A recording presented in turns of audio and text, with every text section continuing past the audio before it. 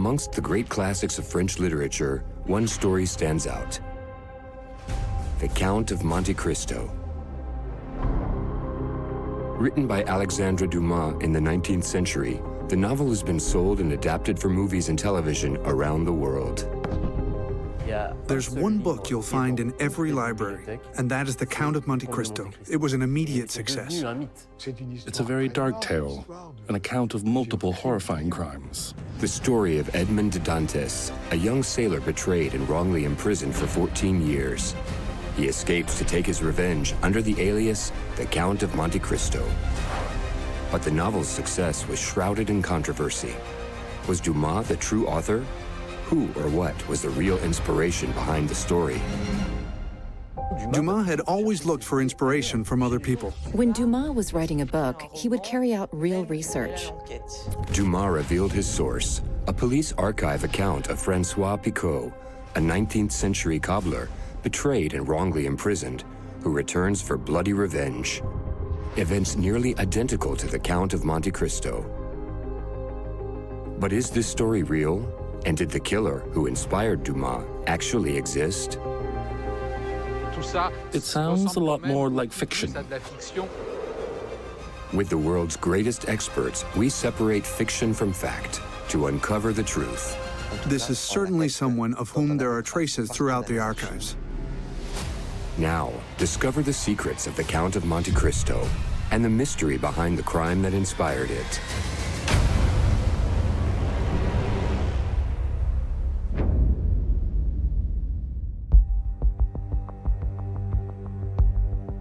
The Count of Monte Cristo is a masterpiece of French literature, written by Alexandre Dumas and published in 1844. It is without doubt one of the most popular novels in the world and has since been re-edited many dozens of times, as well as adapted 6 times for cinema and twice for television. At the time of its publication, Alexandre Dumas was already a famous writer, having recently published in a popular daily newspaper called Le Siècle, a novel which would also become legendary, The Three Musketeers. It was a few months later, in August 1844, that The Count of Monte Cristo was published in another daily newspaper, Le Journal de Débat.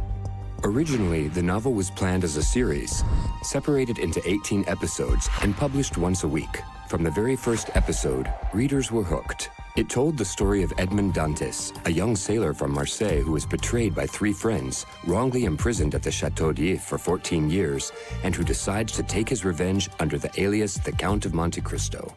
Part of my work for radio is to visit people's libraries, and all these libraries I visit have one book in common that you'll find in every library anywhere, and that is The Count of Monte Cristo. Monte Cristo. From its success when it was first published to today, Monte Cristo maintains legendary status. Let's summarize quickly. In 1815, a young sailor named Edmond Dantes returns home.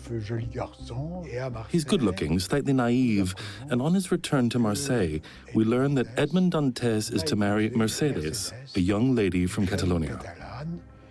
He has this perfect life, which goes with his character. Edmond Dantes is a nice guy who doesn't have a bad word to say about anyone. And 2 of his friends, Danglars and Fernando Mondego, decide to play what they call a joke on him. But this joke is purely a pretext behind which they can hide their jealousy and cruelty. They write a letter to the crown prosecutor informing him that on his latest voyage, Edmond Dantes conspired and met with deposed Emperor Napoleon. In 1815, that was an extremely bad idea. It was considered treason. And Edmond Dantes was completely unaware of their intentions because he only saw the good in people. The day of the wedding, the police arrive and Dantes is taken to the fortress prison just outside Marseille, the Château d'If.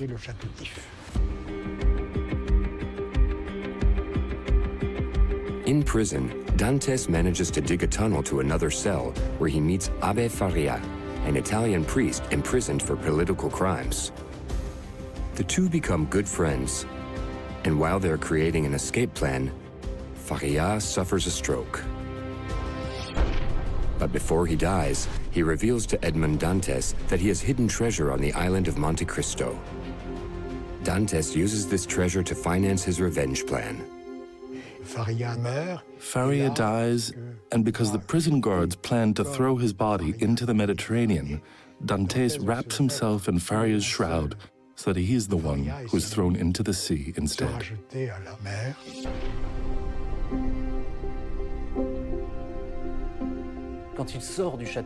When he gets out of the Chateau d'If, it's a sort of rebirth for him, because he becomes the Count of Monte Cristo and takes revenge on every person who did him wrong. One by one and gradually, the reader becomes disgusted, as does he, by all this violence, this cruelty and wickedness. He has become a bad person, after all. So it's a very dark tale, and you can read the story of Monte Cristo as an account of several horrifying crimes. The serialized novel of Monte Cristo was a huge success. But as newspaper sales and Alexandre Dumas' popularity reached their peak, there were doubts, and the public began to ask questions as to the origins of the story. Were the story's characters based on real people? How could Dumas have invented such a macabre plot? At the time, Dumas was already known as a writer who freely took inspiration from existing writing, events he'd heard about, as well as places he already knew. Dumas was a historian. He wrote many books purely as a historian, and all his fiction is based on history.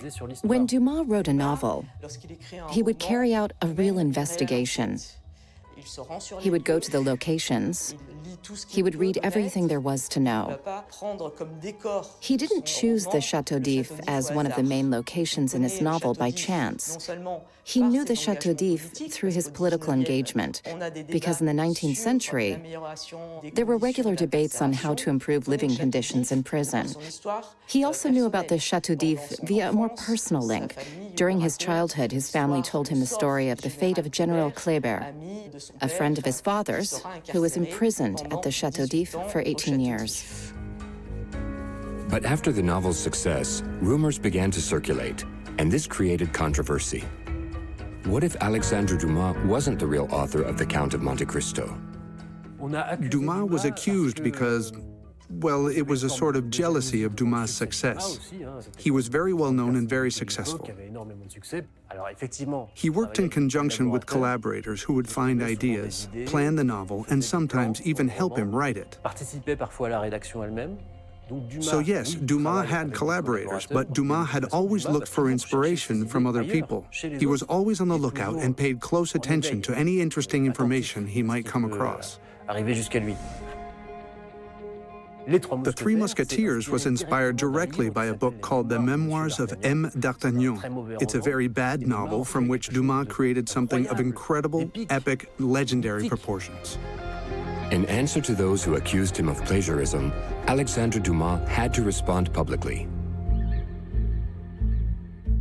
In 1857, he published an annex text as an addition to the novel, which explained what his publishers, Bethune and Plon, had asked of him, as well as the context of the writing phase of the novel. And most importantly, he revealed his source of inspiration.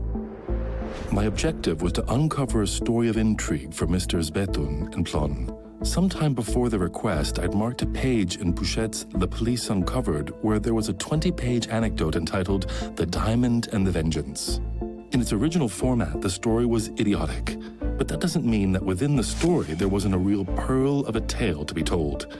People are welcome to search for sources of The Count of Monte Cristo, other than the one that I cite here, but I'd be astonished if they can find one.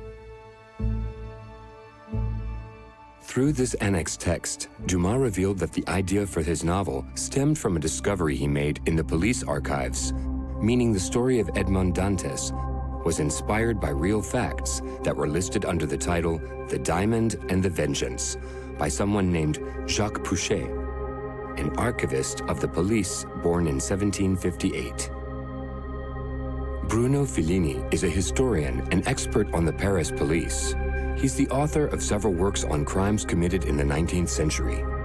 And he has investigated this strange story that inspired Alexandre Dumas, in addition to its author, Jacques Peuchet. Jacques Peuchet was born in Paris to an educated bourgeois family. He was part of that generation who had front-row seats in Paris during the French Revolution. Jacques Peuchet was not a novelist. The books he wrote are about political economy, statistics, administration, the police. They're not fiction or for entertainment. Peuchet is an interesting person who had contentious connections with the revolution. At one point, he was almost guillotined. He got the job of archive custodian at the Paris police headquarters. It wasn't a particularly impressive position to be archive custodian at the police headquarters. It was actually quite a modest title. He was an administrative worker. He filed and categorized, but perhaps it was because he had access to these documents that he started to write his own accounts. It's important to remember that during the reign of Louis XIV, Paris was the biggest city in the world. Lots of things happened. The police could write it down, and of course, Peuchet finds all these police reports very interesting, and he has this idea to publish something later on, when circumstances will allow, when he's retired and he's no longer in charge of the archives. For several decades, Jacques Peuchet kept notes on every police matter that passed through his office. In his spare time, he transformed each report into a short story, each a few pages long, which summarized the facts, the victims, the guilty parties, the investigation, and its outcome. In 1838, his work was published in 6 volumes under the title Memoirs from the Archives of the Police Force of Paris, from the reign of Louis XIV to present day. And it was in Volume 5 that The Diamond and the Vengeance, which related some extremely violent events, could be found. Jacques Peuchet warns his reader in a foreword that the case he's about to relate is unlike any of the others.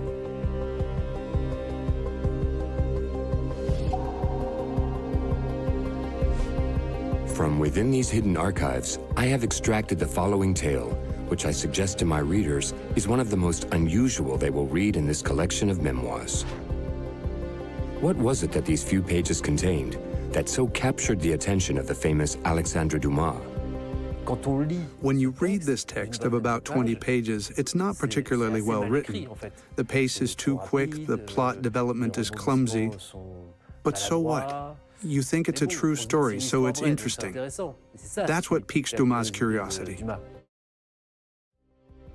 The events described by Peuchet took place in 1807 in Paris, in the neighborhood of Sainte-Opportune, near Les Halles, where a group of friends from Nîmes would regularly meet at a café.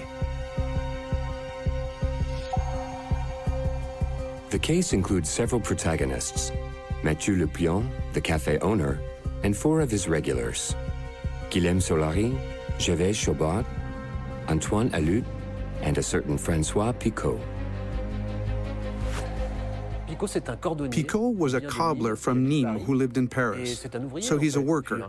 He's a young man of good reputation, but also a bit of a braggart. He meets up with his friends from Nîmes at a café owned by Mathieu Lepion, and that day he was especially happy. He announces that he's getting married to Marguerite de Vigouroux, who was quite a wealthy young woman with a dowry of 100,000 francs, so he had 2 reasons to be very happy. First, Marguerite is very pretty, and second, she comes with a large dowry, so he brags a little at the café and invites his friends to the wedding, of course. Mathieu Lepion is there behind the counter, and his friends Gervais Chaubard, Guillaume Solari, and Antoine Alud from Nîmes are there too. And then Pico leaves. When he leaves, Lepion says to his 3 friends, "Let's play a joke on him."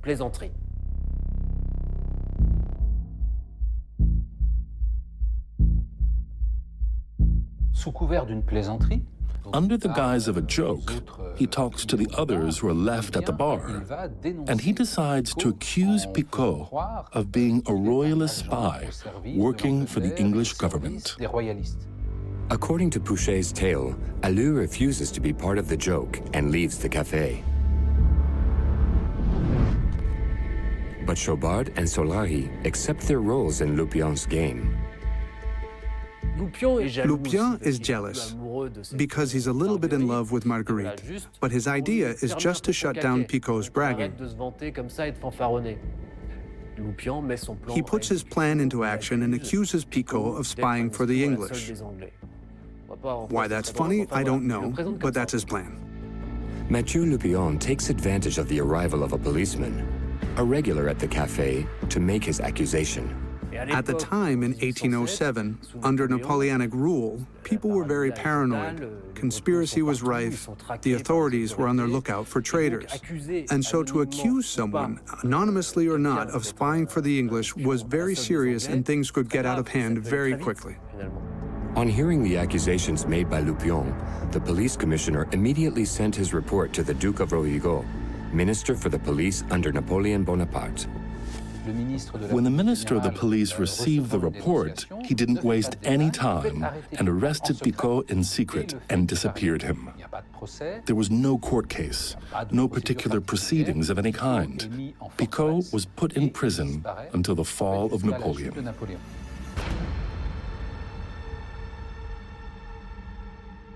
Picot was sent to the Fenestrelle fortress in the Piedmont region, which at the time was part of France, and so he was imprisoned and hidden away. The parallels between the events described by Jacques Peuchet in his memoirs on the police archives and the story written by Alexandre Dumas are evident. Under the guise of a joke, Francois Pico was betrayed by his friends Lupion, Chobal, and Solari just before he was to wed Marguerite. Edmond Dantes was also betrayed by his friends, Danglars and Fernand Mondego, just as he was to marry the beautiful Mercedes. Picot was accused of spying for the English and imprisoned at the Fenestrelle fortress. Dantes was accused of supporting Bonaparte and was imprisoned at the Château d'If. But the similarities don't end there. When you read Peuchet's account and the Count of Monte Cristo, it's easy to see the events that are very similar. Picot was in prison for 7 years.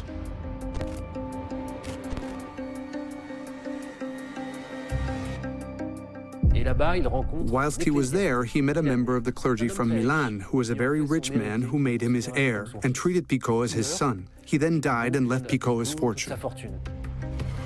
Time passed, and by 1814, when the imperial government collapsed, and around the 15th of April, a man stooped by his suffering and aged by his sense of desperation, more so than by time itself, came out of the Fenestrelle fortress. For him, 7 years may as well have been half a century. Picot was liberated at the end of Napoleon's reign with the restoration of the monarchy. He goes back to Paris and changes his identity. His name is now Joseph Louchet, and Joseph Louchet arrives in Paris and decides to take his revenge. Dumas' inspiration is undeniable. Just like Picot, Dantes becomes friends with a rich Italian priest. When they leave prison, both Picot and Dantes assume new identities. Motivated by rage and a desire for vengeance, they both do everything in their power to find those who had betrayed them.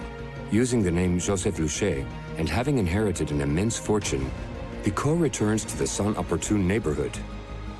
He learns that Antoine Alou has left Paris to go back to Nîmes. Antoine Alou, the only one who refused to be a part of the joke, which destroyed his life.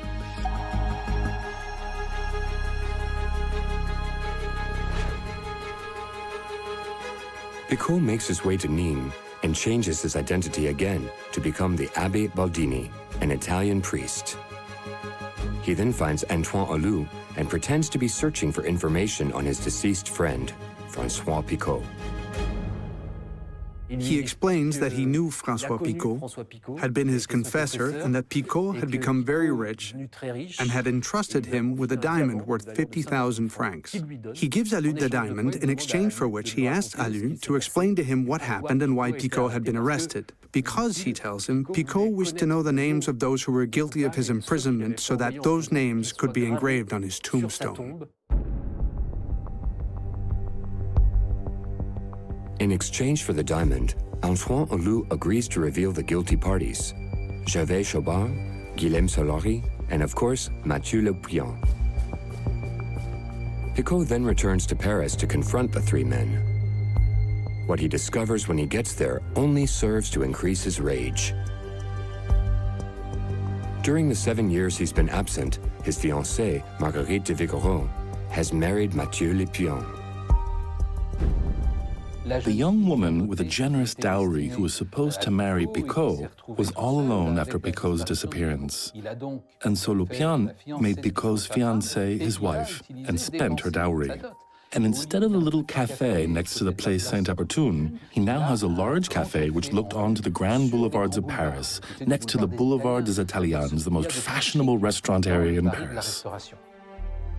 Picot designs a Machiavellian plan with just one aim: infiltrate the life of Mathieu Lepion and take his revenge.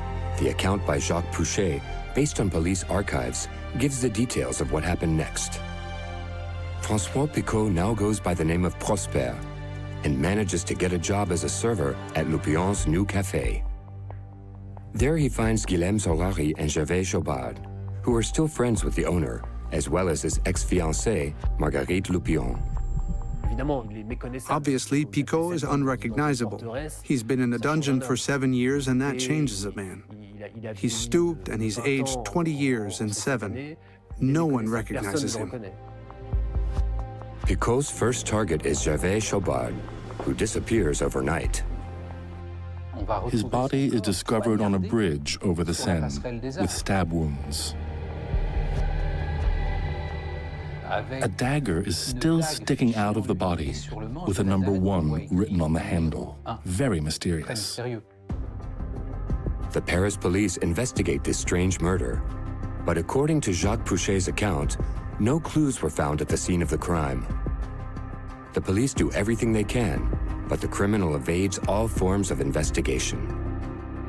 After Gervais Chobard, Guilhem Solari is next to suffer the vengeance of Francois Pico. And this time, he uses a different method: poison.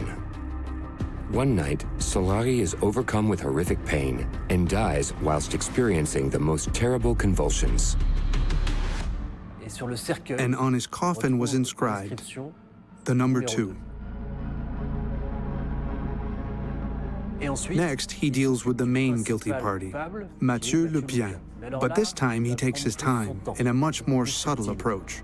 Patiently, day by day, Pico works to destroy the life Mathieu Lupien has made for himself. He engineers a whole series of ruses to bring about Lupin's financial and also moral ruin. He creates various traps for him. In particular, he sends an ex-convict to charm and seduce Lupien's daughter by making her believe he's a prince, an important aristocrat. Lupien gives permission for his daughter to marry this prestigious man. This man even gets Lupien's daughter pregnant. And so there's a banquet. This is revenge of the deepest kind because it's a repeat of the original wedding banquet theme.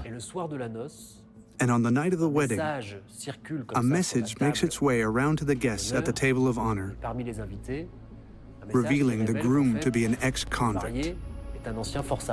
And because Lupin's daughter is pregnant as well, the Lupin family suddenly loses all honor and credibility. And obviously, indirectly, Lupien is also dishonored.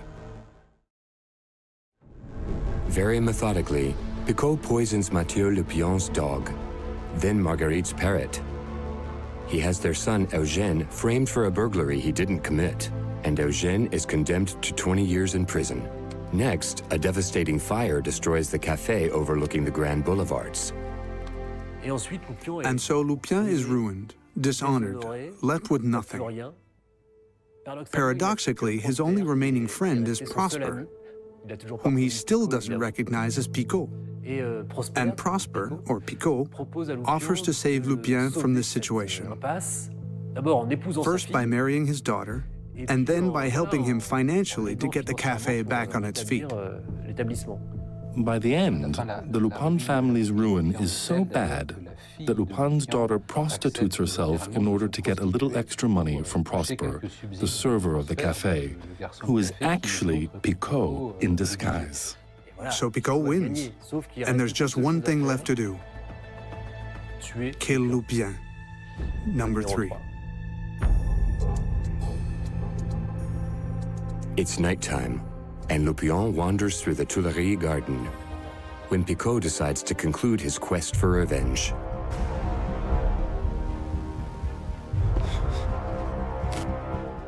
He approaches Lupien, threatening to stab him, and tells him the truth about the death of Chaubard, Solari, and the succession of events that had led to his dishonor and the total destruction of his family. This is his final act of vengeance. Lupin learns that Pico is the source of every bad thing to have happened to him. He finally understands that this server is none other than Pico, aged and free from prison, and who has literally destroyed everything Lupin tried to build with the money that wasn't his to take from the dowry he received instead of Pico, who was sent to the dungeons.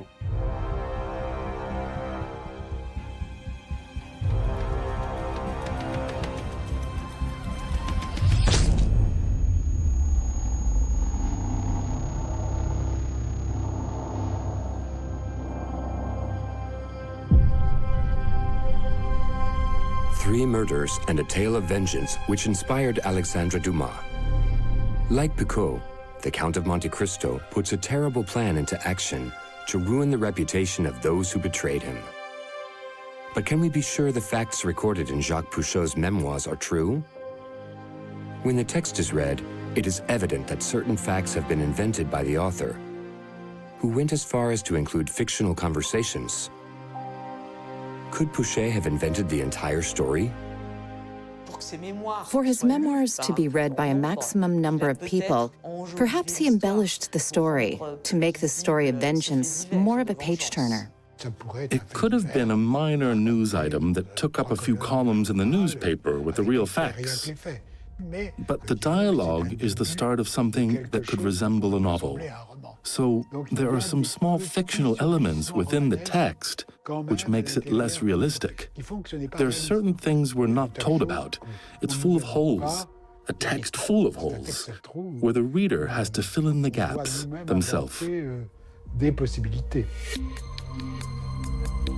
order to separate fact from fiction, we investigated to find any existing evidence that could prove the bloody tale found in the police archives of Jacques Peuchet to be true. Our initial research all points to the same conclusion. The character of Monte Cristo was inspired by Francois Pico, a cobbler from Nîmes in the 19th, who really existed. The locations mentioned in Peuchet's story are certainly real.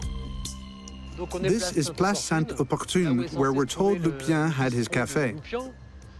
Obviously, Place Sainte-Opportune at the time looked nothing like this. No shops, no newsstands. But perhaps one of these cafes used to belong to Lupien. Obviously, this area is very different to what it was, and there were no tourists, of course. My guess is that it was a much less respectable area, and a cafe didn't really have the same function. There wasn't so much foot traffic. It was more of a local canteen where people from the same community would gather, people from the neighborhood.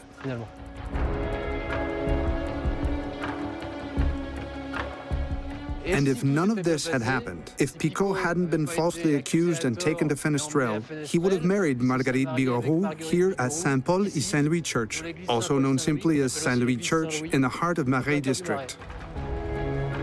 Fenestrelle Fortress, where Pico is said to have been in prison, also exists. And it is in this prison for political prisoners near Turin, which was part of France at the start of the 19th century, that those who plotted against Napoleon were held.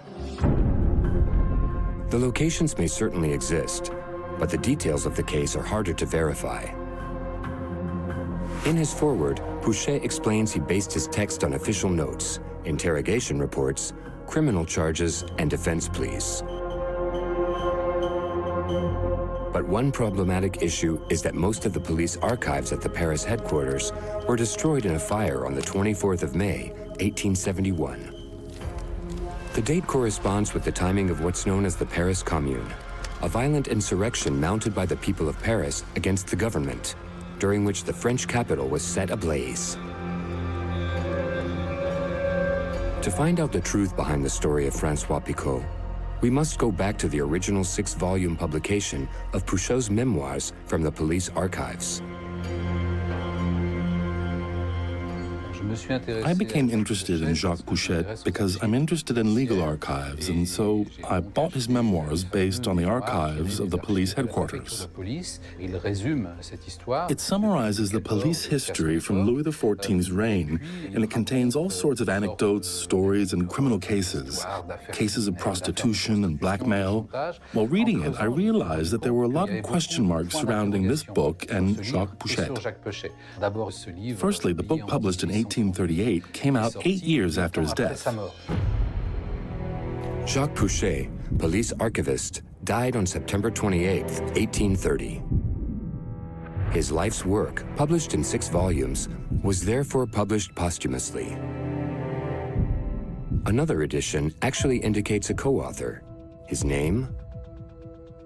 Étienne Léon Lamotte Langon, indicating that Jacques Peuchet may have died before finishing his book. His widow needed money, and so she tried to sell what her husband left her. And since Peuchet had no fortune to speak of, she no doubt sold books and objects that belonged to him, as well as something very precious, his archives. A publisher was interested, so she sold them and undoubtedly made a little money through his transaction. At the time, there were no real moral rights for authors, and the publisher gave the archives to another writer who added more stories, which he made up. At the time, writers and publishers regularly used other authors to write books in their name. These people would add a little color and excitement to a text that was otherwise considered too boring. And if Étienne Léon Lamotte Langon altered Jacques Peuchet's text, this casts serious doubt on the truthfulness of the events described in The Diamond and the Vengeance. If you read it carefully, you notice that the text fluctuates, and that each chapter isn't necessarily written in the same style. There are some very serious sections which we can assume are Peuchet's original text. But there are also more anecdotal sections, even certain slightly crazy notions, which feel fictional, and this is no doubt the work of the person who revised Peuchet's text. In the 6 volumes of Peuchet's memoirs, it is almost impossible to identify the elements that have come directly from his original manuscript and those added by a separate writer chosen by the publisher, Étienne Léon Lamotte Langon. Another troubling fact is that the references of this 19th century writer do not match the serious background of Jacques Peuchet in any way. Lamotte Langon was someone who was specialized at mixing the real with the imaginary.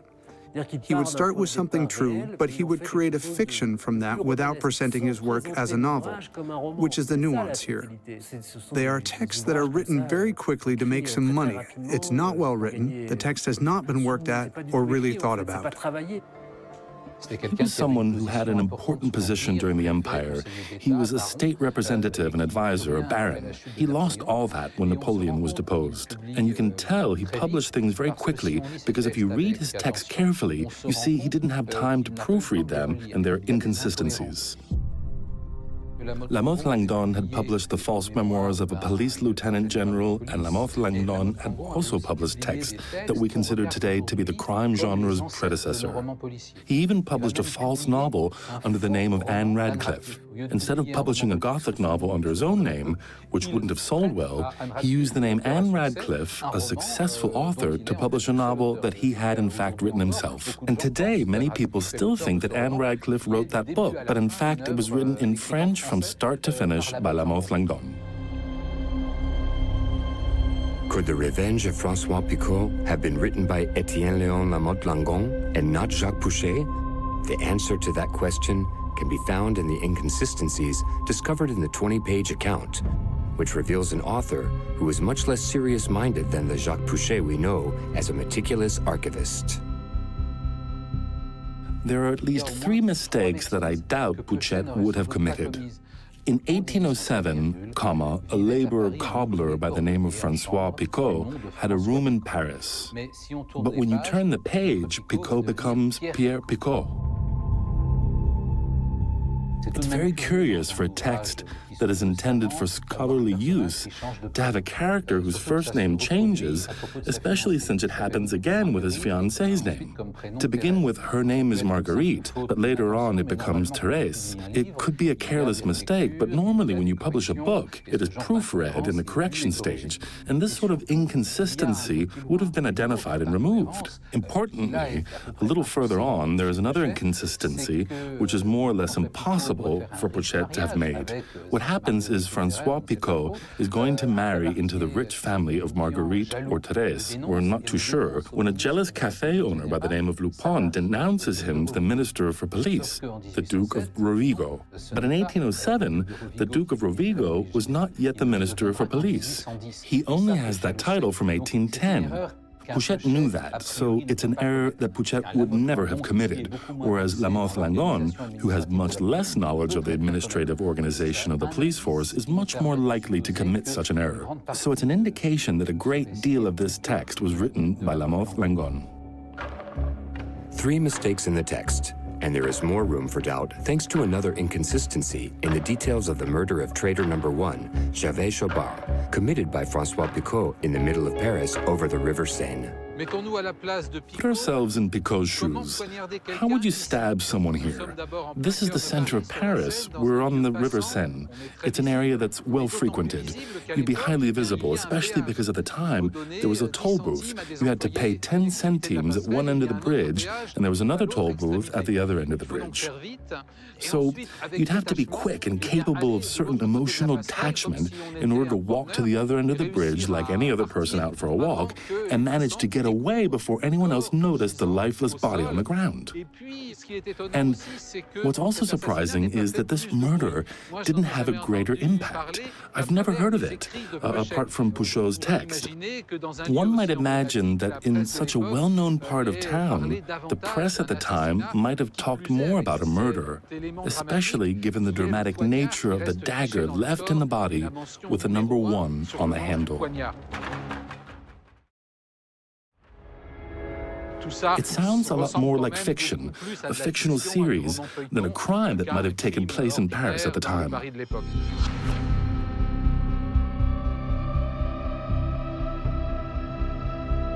The second part of The Diamond and the Vengeance feels much more Shakespearean. Having killed Mathieu Le Pion in the Tuileries Gardens, Francois Pico is mysteriously captured. Antoine Allu finds Pico and captures him, explaining that Pico has destroyed his life too, because of the diamond. And so he decides to take his revenge on Pico. According to events in the text, Antoine Allu's life took a turn for the worse after meeting Peuchet in Nîmes.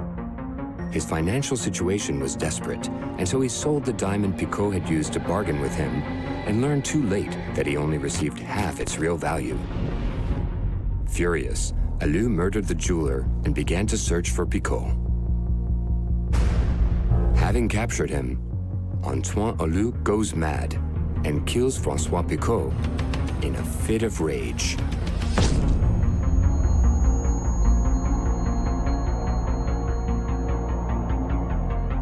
The story ends in 1828. Antoine Allu is on his deathbed somewhere in London. He decides to confess to a priest whose name in the text is given as Abbé P. He tells him the story in all its detail. And it is this priest who is said to have anonymously sent the details of Antoine Allu's confession to the police in Paris, along with a letter which is transcribed in its entirety at the end of the account. Allu, who was filled with remorse for giving Picot the names of his friends and then killing Picot himself, confessed to a priest who then betrayed that confession, thanks to which the police finally worked out what had happened to Lupin. The truth behind the murders, the fire. It feels very much like fiction.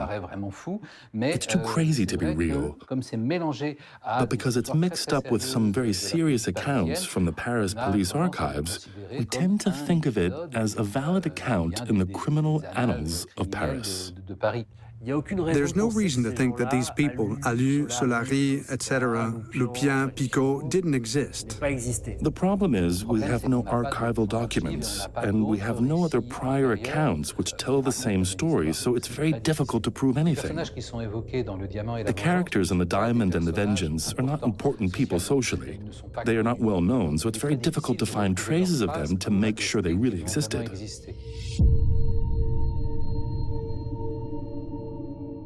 There are certain clues in the text of The Diamond and the Vengeance which can guide our research. We know it happened around the area of Place Sainte-Opportune. We have names, Solari, Lupien, Allu.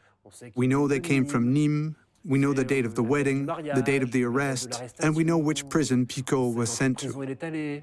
To find traces of him today, you really have to start from scratch. You need a genealogist to look into the history.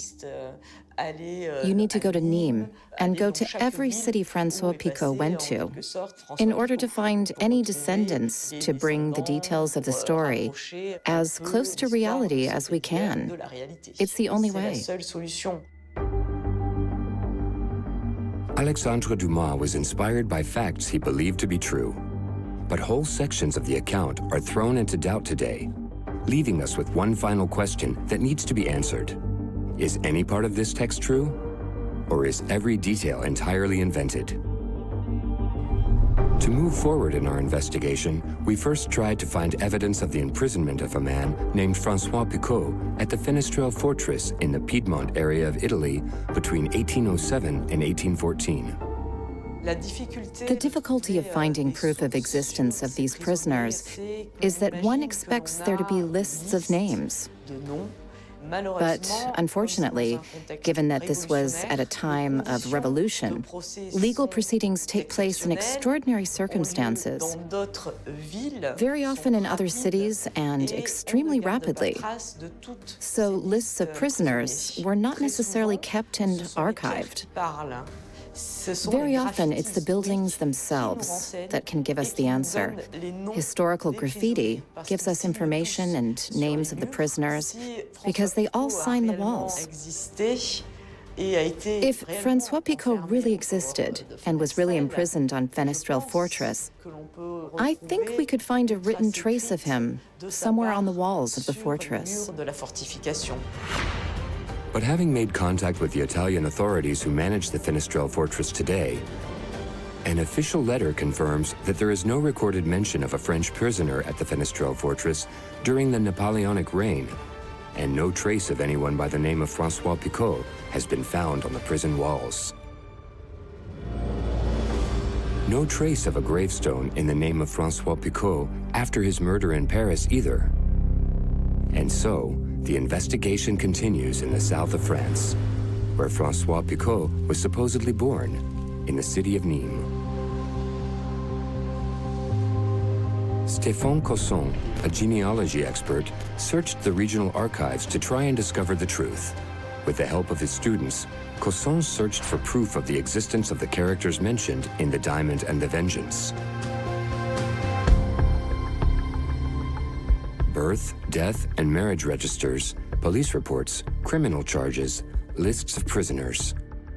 The researchers pored over thousands of archives with a fine-tooth comb in search of Francois Pico, Mathieu Lupien, Guillaume Solari, Gervais Chobard, Antoine Allu, or Marguerite de Vigoreau. We discovered that the Allu family were from two villages close to Nîmes, Dufort and Saint-Martin de Sosanac. The surname Allu has existed in the Gare area since the 17th century and is still around today. The research revealed that other important names in the story also exist within the region. Allupion was found in Calvisson, a small village near Nîmes. A marriage certificate dated from 1805 shows a certain Marguerite Vigoreau. But there is no link between these two people, and more importantly, neither of them was ever implicated in a murder. As for Francois Pico, the main character in the story, it seems he simply never existed.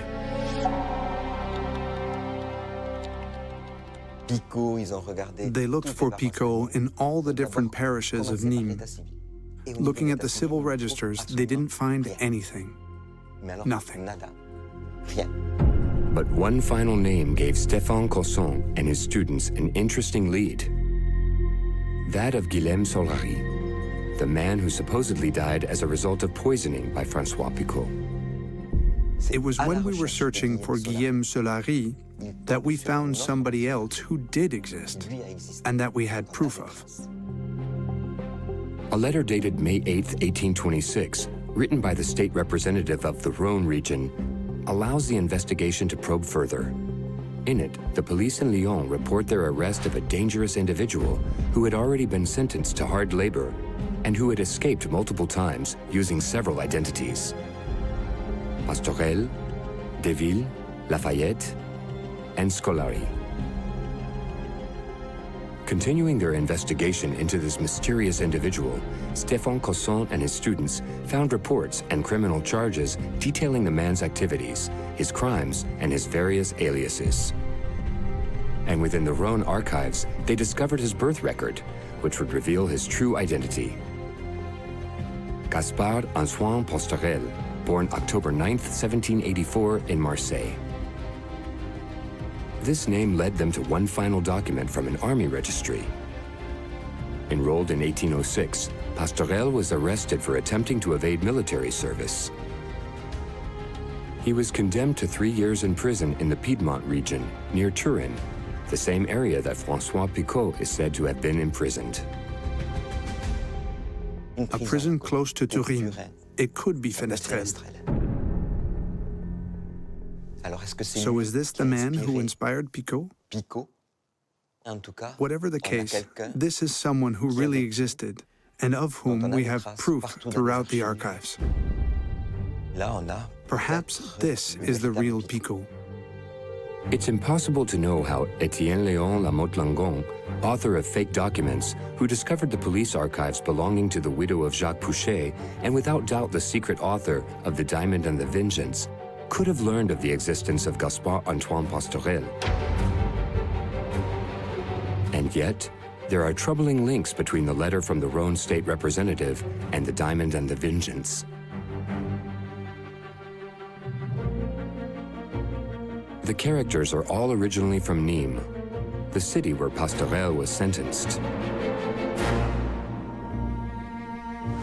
Like him, our hero Pico constantly changes identities.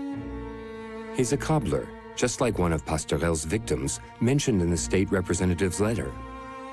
This letter also references a jeweler, an element Lamotte-Langon decided to add to his completely fabricated tale. Now that we've done the research, we can conclude that there is a real, if extraordinary, story which inspired the first novel, The Diamond and the Vengeance, which in turn inspired a second novel, The Count of Monte Cristo. The author of The Diamond and the Vengeance created a sort of patchwork. He took a fact like the existence of the Duke of Rovigo, but he changed the dates. He didn't care. He never thought anyone would check, because to him it wasn't important. Then he took the elements of Pastorel's life, but used a different name to avoid making problems for himself, since Pastorel was a real person and could be recognized. So he called him Pico instead. There were Picots in the area too, but that didn't matter. The story of revenge told in the memoirs drawn from the police archives and which inspired the famous Alexandre Dumas is therefore not a true story. Francois Pico was invented by an author better known for his talent for falsification rather than his writing skills, and who himself was most likely inspired by a real criminal from Marseille, Gaspard Antoine Pastorel. A man that everyone had forgotten, until a genealogist and his students found proof of his existence nearly 2 centuries later. So, is Pico Pastorel or Pastorel Pico? Either way, one inspired the other. That much seems obvious to me. We are in a fictional paradox, meaning nothing is real, but everything is true. What is so attractive about Picot's story is that it's somewhere between fiction and reality, and it's that doubt which has created the legend. That's what appealed to Dumas, and through Dumas, it's what appealed to the readers of The Count of Monte Cristo too. What's real is Monte Cristo, Edmond Dantes, Alexandre Dumas' novel. It inspires people and has gained legendary status. That's much more real than either the real or imaginary story of Francois Pico. More than 150 years since the original publication of Alexandre Dumas' novel, this investigation has shined a light on some of the true origins of the Count of Monte Cristo. But the extraordinary fate of this story comes down to Alexandre Dumas and his talent alone. His work has survived the passage of time and remains still one of the world's most widely read books ever.